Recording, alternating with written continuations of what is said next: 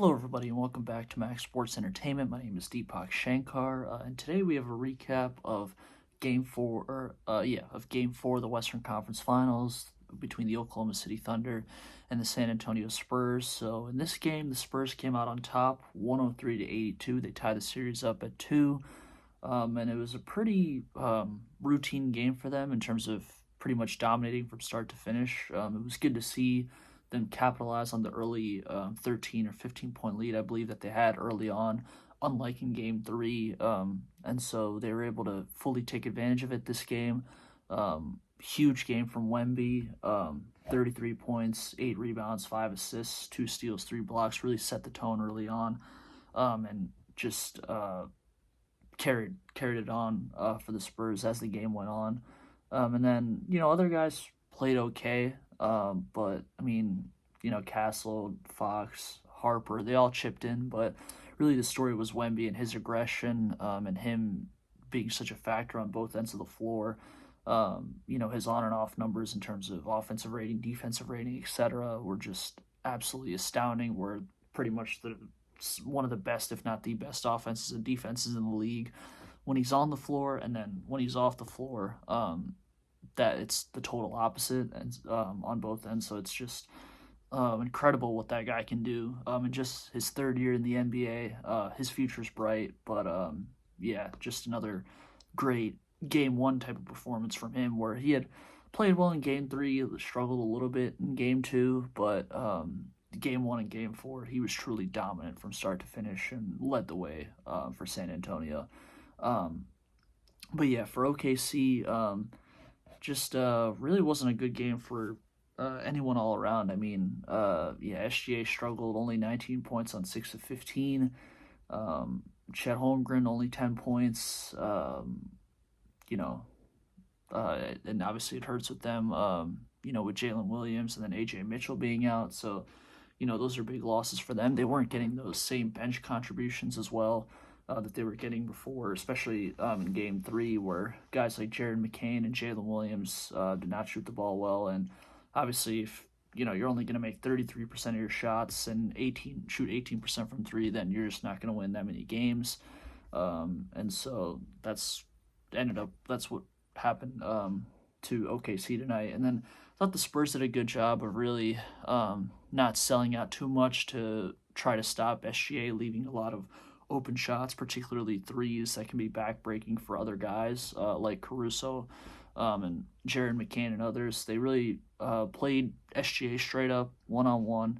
And then whenever he got into the paint, they would kind of funnel him in, and then Wemby was able to, meet them at the rim, contest a bunch of shots. So they would only double team if they got into the paint. But in the mid-range and from 3 on the perimeter, it was just one-on-one with SGA versus Castle or Harper or Fox or Champagny or whoever it was. And so I think that was a big difference for them tonight, and hopefully that carries over for them going forward for their sake, to be able to sort of limit SGA and what he can do, and as also limit what the other guys can do, especially with Jalen Williams and AJ Mitchell being out. So there's already a lack of ball handling due to injury with OKC. So this would be a great way for San Antonio to take advantage in terms of letting SGA go one-on-one and having more of a defensive impact, where especially with a great team like OKC, you can't take away everything, but you got to take away something. And it's one of those things where you kind of just have to, if SGA goes off, he goes off. But then you can't have the other guys go with him, or vice versa, in terms of the role players and the others stepping up. But you have to limit SGA, so you got to take away something, because if you give away both, then that's what leads to those losses in Game 3 and Game 2 in particular. I thought that was a good adjustment, a key adjustment that the Spurs had made, and De'Aaron Fox even had said, after Game 3 in the loss, that Greg Popovich, actually one of the all-time great coaches, obviously in NBA history, it was the first time in a while, and since he's been gone from the San Antonio Spurs and no longer been the coach, that he really approached them the team after the loss and said, "This is not how we play. We got to improve on this, this, and this," and that's exactly what they did. The Spurs responded, and they tied the series up at 2, with the series shifting back to OKC for Game 5 on Tuesday night. So, yeah, it's one of those series that I think I thought it before the series, and I still think it now. It's going to go 7 games. It's a coin flip. It can go either way. If I had to pick, I'd probably pick San Antonio, but, I mean, if OKC wins, I wouldn't be surprised. They're the reigning champions, and, the best team in basketball for a reason, but with the reigning 2-time MVP and reigning Finals MVP, but at the same time, you have a guy in Wemby who's just the rules seemingly don't apply to him. I don't know. It's just 22 years old for him to be this good already.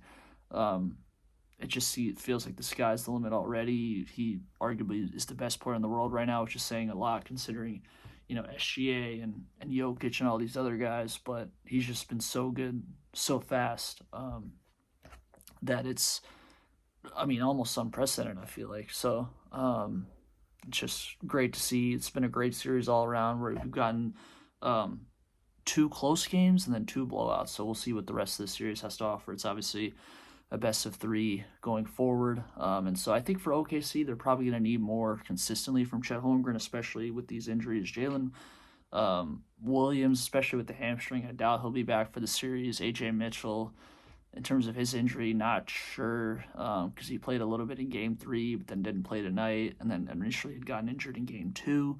So I'm not sure what his status is, but either way, they're going to need a lot more from Chet offensively, and really for him to be the consistent number 2 guy to alleviate some of the pressure off of Shai Gilgeous-Alexander. And so, and then, for the Spurs, I still think, despite the win and everything, and today they did a lot better in terms of the turnovers. They won the turnover battle tonight, actually, which I believe for the first time in the series. They were OKC actually had 20 turnovers, and the Spurs had 13, so big sign of improvement for them. Obviously, having all their guards healthy was a big deal, and so that's got to carry for them going forward. And then, in terms of OKC, they need Chet to be able to step up, and then, off the bench, they'll obviously need better contributions than they got tonight and closer to what they got in Game 3, even if it's, somewhere in the middle, but obviously can't shoot that poorly from the field and expect to win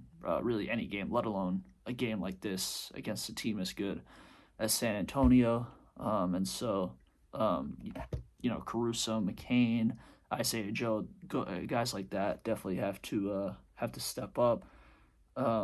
But just looking at the numbers really quick. Points in the paint, the Spurs plus 12. Rebounds, Spurs slight edge.